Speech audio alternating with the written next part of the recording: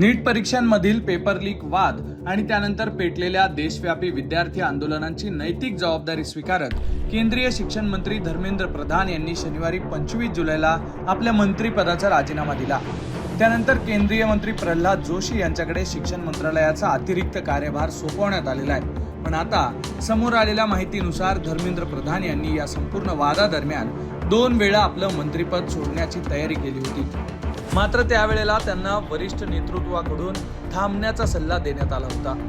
पण अखेर 26 जुलैला शनिवारी त्यांचा राजीनामा मंजूर करण्यात आला।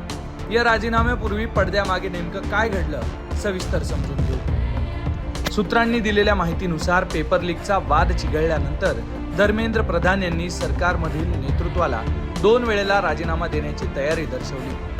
सर्वप्रथम 20 जुलैला एका उच्चस्तरीय बैठकीमध्ये त्यांनी पद सोडण्याची इच्छा व्यक्त केली होती। पण दोन्ही वेळेला सरकारी नेतृत्वानं त्यांचा राजीनामा स्वीकारायला नकार दिला।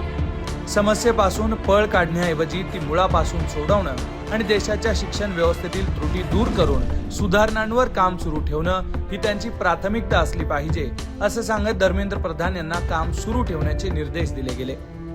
गेल्या काही आठवड्यांपासून कॉकरोच जनता पार्टी आणि विविध विद्यार्थी संघटनांच्या नेतृत्वाखाली देशभरात तीव्र आंदोलनं सुरू होती। याच पार्श्वभूमीवर धर्मेंद्र प्रधान यांनी 2 कारणांमुळे हा राजीनामा दिलाय। देशातील सर्वात मोठ्या वैद्यकीय प्रवेश परीक्षेत झालेल्या त्रुटींची आणि विद्यार्थ्यांमध्ये पसरलेल्या असंतोषाची नैतिक जबाबदारी त्यांनी स्वीकारली। आंदोलनाचा वाढता दबाव आणि काही देशविरोधी शक्ती या विद्यार्थ्यांच्या आंदोलनाचा राजकीय फायदा घेण्याचा प्रयत्न करत असल्याचा त्यांना संशय होता।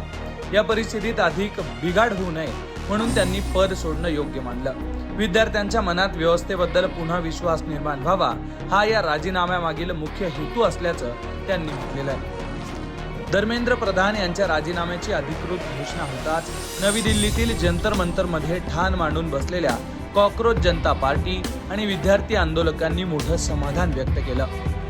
आपल्या प्रमुख मागण्यांपैकी एक महत्त्वाची मागणी मान्य झाल्याचं सांगत आंदोलकांनी जंतर मंतरवरील आपलं देशव्यापी आंदोलन अखेर मागे घेण्याची घोषणा केली आहे। धर्मेंद्र प्रधान यांच्या राजीनाम्यानंतर शिक्षण व्यवस्थेतील अस्थिरता दूर करण्यासाठी सरकारनं तात्काळ पावलं उचलली आहेत। केंद्रीय मंत्री प्रल्हाद जोशी यांच्याकडे शिक्षण मंत्रालयाचा अतिरिक्त कार्यभार सोपवण्यात आलेला आहे।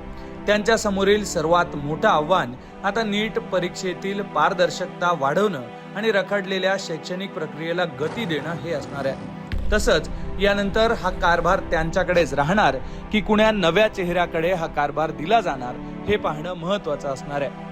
एकूणच या सगळ्या घडामोडींबद्दल तुम्हाला नेमकं काय वाटतंय ते कमेंट बॉक्समध्ये नक्की लिहा आणि अशाच घडामोडी जाणून घेण्यासाठी लोकमत पाहत रहा।